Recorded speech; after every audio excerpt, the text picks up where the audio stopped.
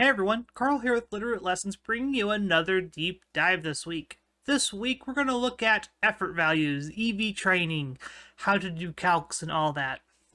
This is definitely not a beginner-friendly video. If you're looking for more of a beginner-friendly introduction to team building, check the iCard up above me. It'll take you to one of our earlier deep dives where you can get an idea on how to pick Pokemon for your team and so on and so forth. For all intents and purposes today, this is going to be our test team, our EV guinea pigs, if you want to call it. Zygarde Zamazenta is something I'm currently building and working on per cart, and I kind of wanted to use this as an example of what to do when you're trying to EV and team build in general. Before we get started and all that, I've got two big announcements here. The first one is make sure to come and join our Discord for our team draft league. What that is, if you're unaware, is you as a player will be drafted onto teams by one of our selected managers. You on that team will get fielded at minimum 3 weeks out of the regular season, and you will play a best of 3 match on whatever the official ladder series is at the time. For the first month, obviously it's going to be series 12. This is going to stretch probably into September, which we don't know what that format is yet, so it'll probably be whatever that format is when we get to it. But overall, this is going to be a real cool networking opportunity for people, a lot of newer players getting their feet wet, and we thought this would be a great opportunity for people to maybe get some more practice and experience before we move on to more events in the fall. The second big announcement is to come and play in our last chance qualifier. This is a Swiss best of 3 event being held on Battlefy tomorrow morning. Winner gets 50 qualifier points for our invitational in August. It's the last big event we're going to be hosting this year before we move on to probably either Scarlet and Violet or like maybe whatever Series 13 is going to be. But we're excited to give people the opportunity to qualify for this event. Again, 50 points to the winner will almost guarantee qualify you from the start into our invitational. Second place gets some points, third, fourth, so on down the line. Again, all that information will be down below in the description. Battlefy link, go and follow it, fill out all the stuff. You don't have to be in the Discord to play. It's just open to the public. If you do qualify, though, we ask that you do come to the Discord. Now that all that's out of the way, let's talk effort values and EVs. So let's start with what EVs actually are. Effort values are points you can earn to increase the base stats of your Pokemon. If you were unaware of how the stat system works here, all Pokemon have unique base stats specific to their species. In the case of Zygarde, 108 base HP, 100 base attack, 121 base defense, so on and so forth. What makes wild Pokemon unique is your IVs, or your individual values. These can be any number from between 0 and 31, and your stats on top of that are adjusted based on what those numbers are. So say it was 20, this is at 178 with a 108 base HP. Instead of being 31, you've lost about 5 points at level 50. So for all intents and purposes here, a lot of your EV math you're going to be calculating at level 50 for VGC specifically, because that's the level you play the game at. And we'll get into some more nitty-gritty, unique niche situations later. But for the most part, you only have to ever worry about in increments of 4 and 8. And really, it's only ever really 8 after the first point. So if you notice here, as I'm going through, depending on your natures and what's going on, 4 EVs gets you 1 stat point at the start. For a positive nature, it's the same thing, but for a minus nature, it takes a lot more to get you that point, usually. Depending on the values. After that first point at 4 EVs, if you go 12, 20, 28, you increase by 8 each time, you will get another point. So say we want to put 100 points in HP, where our 83 now just became 196. And that's significantly more HP than what we started with, right? And so as you're doing your calcs and whatnot, you can play with these numbers and figure out what's optimal, what's best for you. There's some EV rules to go by. We'll talk about those here in a second. But for the most part, EVing is usually fairly straightforward. So let's say you're a beginner player. You don't really, you want to build your own team, but you're not super huge into EVing. What should you do? Well, first and foremost, figure out what your Pokemon does. Let's use Thundurus here for an example. This Thundurus is a Lumberry Defiant with Protect, Wild Charge, Fly, and Eerie Impulse. I would lean to say that this was a very Dynamax offensive Thundurus, and so you would want max attack and max speed to get away with Dynamaxing safely and doing lots of damage. You could put this extra point in HP just to have an odd value. For Pokemon, odd values are usually good, whereas even can kind of be iffy depending on what's going on. I believe the good rule of thumb is 2 HP and then 1 in each defense if you're just looking for general bulk. And you can follow that rule for a lot of Pokemon, honestly. So say you put 252 in here, a lot of people will just do this kind of thing if you're just looking to be generally bulky and don't care about your damage. Whereas Pokemon like Thundurus and Kartana both want to be max attack and speed most of the time just to outspeed things. Let's talk about how natures affect EVs as well. Natures will give a 10% boost or a 10% decrement depending on the stats that it affects. In the case of most of the viable natures, I'll call them, they usually boost attack, special attack, or speed, and then lower either attack or special attack, because you're focused on having good bulk still, and if you are attacking with physical attack, you don't care about your special attack, and vice versa.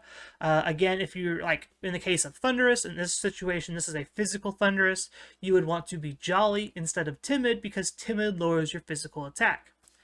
You could also be in the situations of plussing your defenses at the cost of attack or special attack respectively, in the case of Tapu Fini, Incineroar, and the like. Now that we kind of gone over how EVs work, let's look at some specific EVing examples with some calcs that I've done off camera and kind of show you how things work here.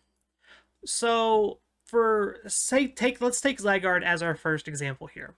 A big thing about Zygarde is its bulk is fantastic. It has very good bulk. It has a very good ability and power construct that does something if its HP is at half or less at the end of the turn, which you can abuse this by doing certain things in certain places, but for the most part, you want to be max HP and have some good special defense investment, because your special defense is one of your weaker stats. As a Zygarde, we don't care about speed too much, so we can just put a little bit into here to where it matters. This value can be as low as 0. It could be as high as probably like 76. In this situation, 76 hits 125, which is kind of important right now because a lot of the Groudons, the Reshurams, and everything like that are sitting at that 124, 125, 123 mark. And you can kind of play with it that way. The other big thing is learning where bumps are at. And what a bump is when you hit a certain value, it rolls up to the next spot. So let's take Zygarde here and look for that first bump. As you can see, as we get closer, once we hit 76, we go from 141 to 143. Now, the way the math works is it's wonky and weird.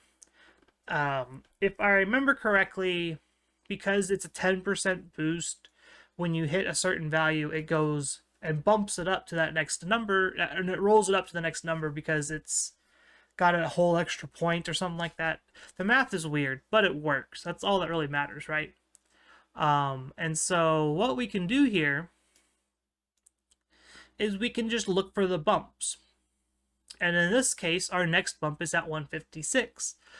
This is what would be called the second bump, and this is just general EV knowledge.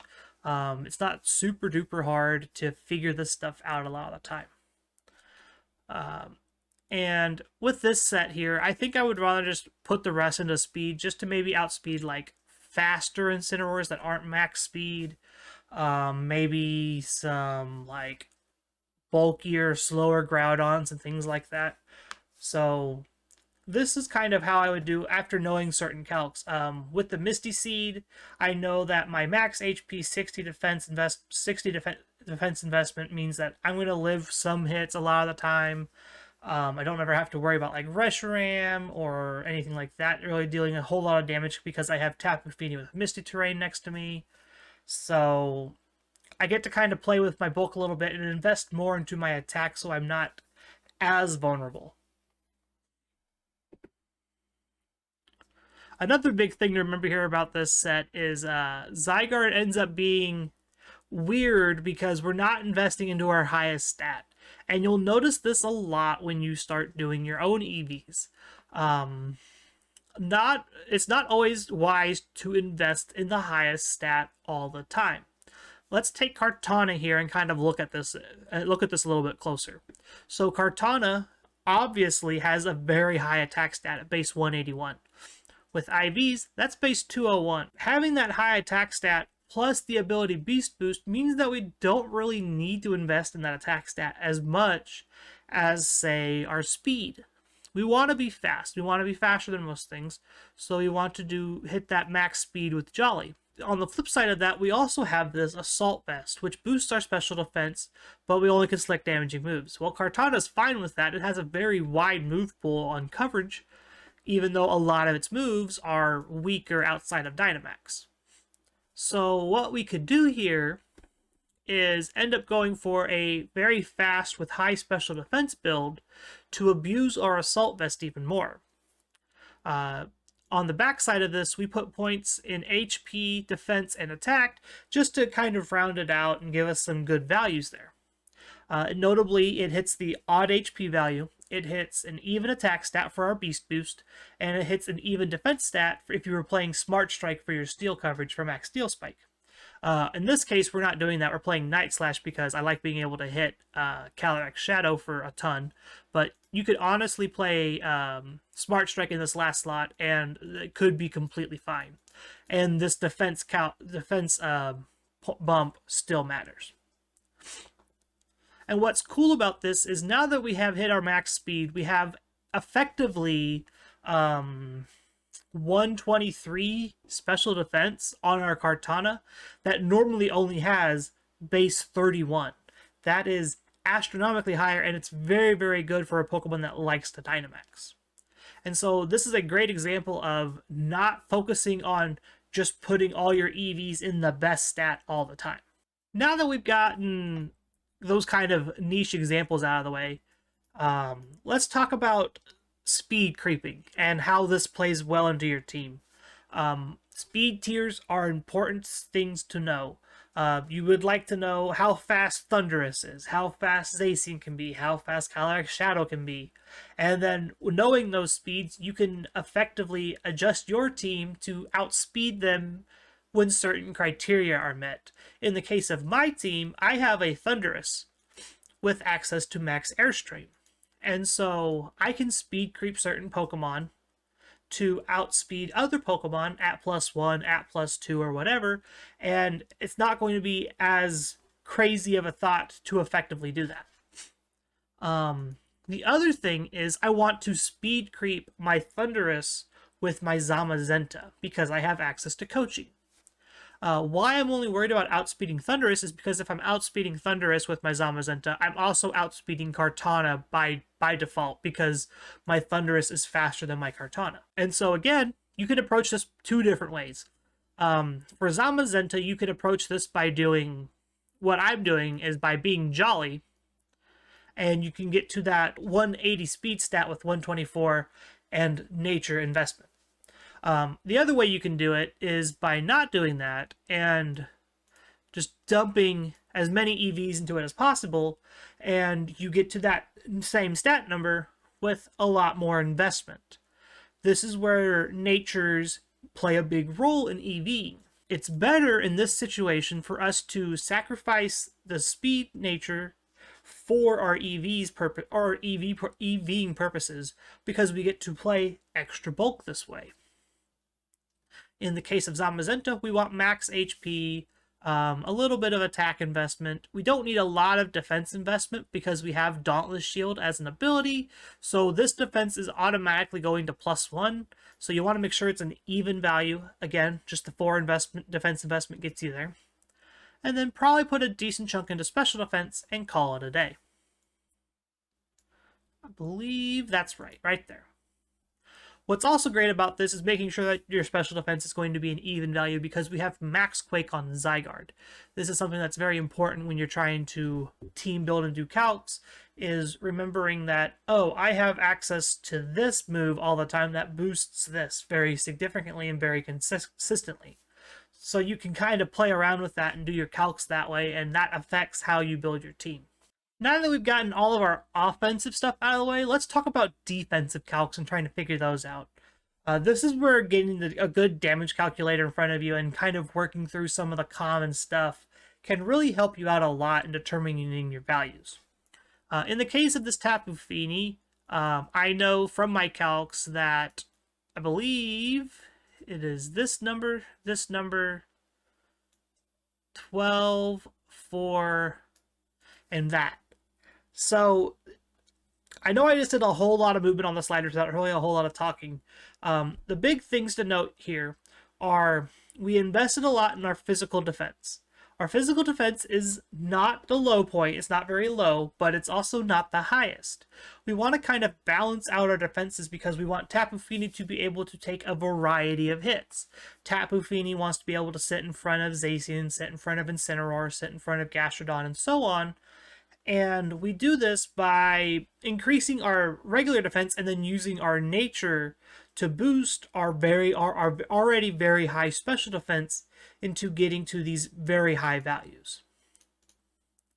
If we wanted to play a little bit of a closer game here to being super bulky, we could sacrifice our speed investment to just dump more into special defense or whatever, and we could play that way. Another fun fact is your item can also help play a role into what your HP value needs to be.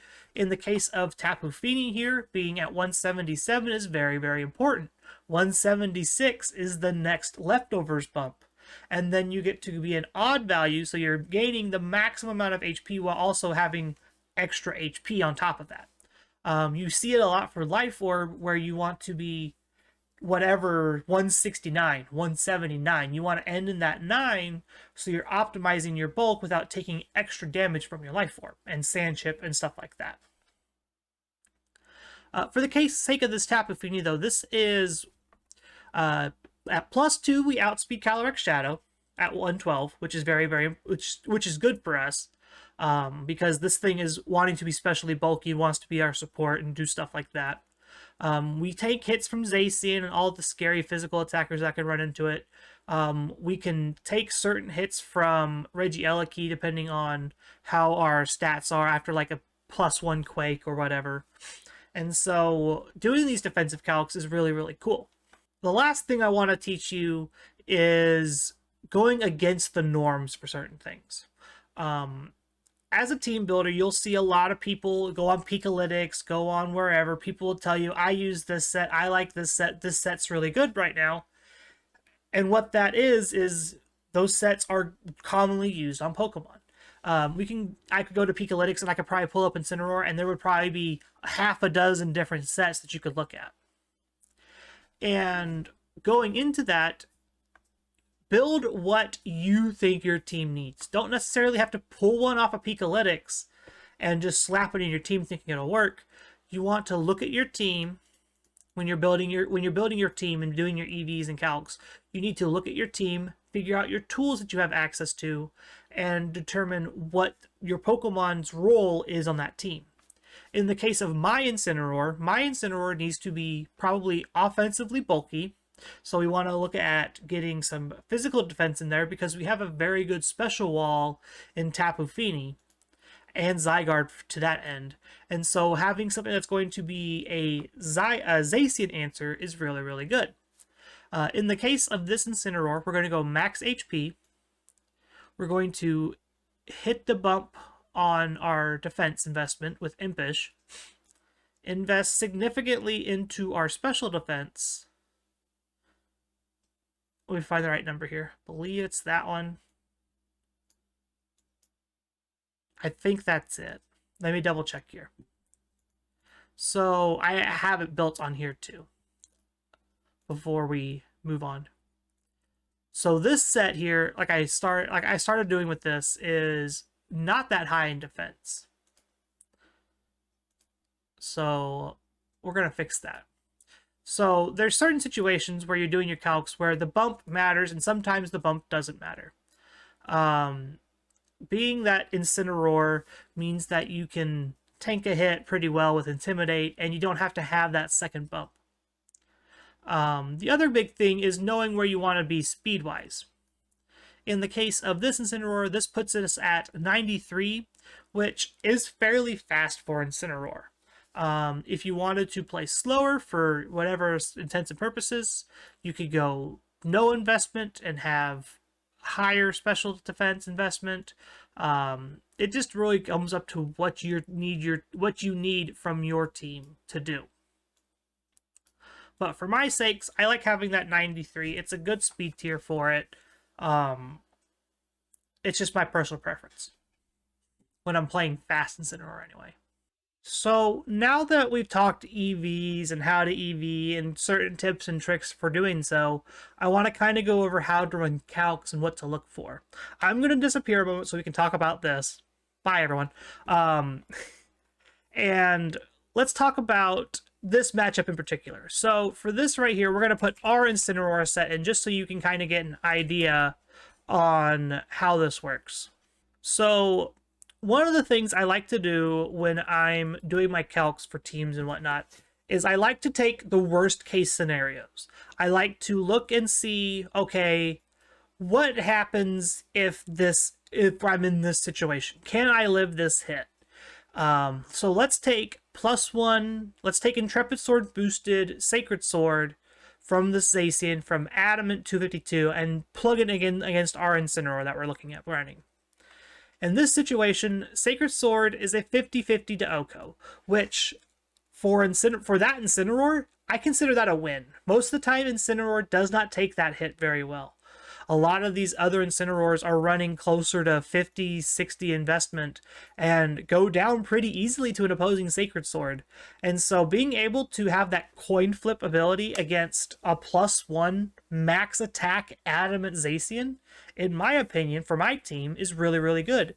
Especially seeing I have coaching on my Zamazenta, I can pivot my Incin in, eat a Behemoth Blade, and then I go to +1, and I have even better bulk against that exact attack. Now, for the case of Sacred Sword, it ignores those defense boosts, but you get the idea. That's the goal you're looking for, is using your tools to increase your bulk, to increase your damage, and so on. The other big thing is you want to always check common sets and not necessarily the worst case scenario. So for Zacian, most Zacians aren't running more than 164 investment.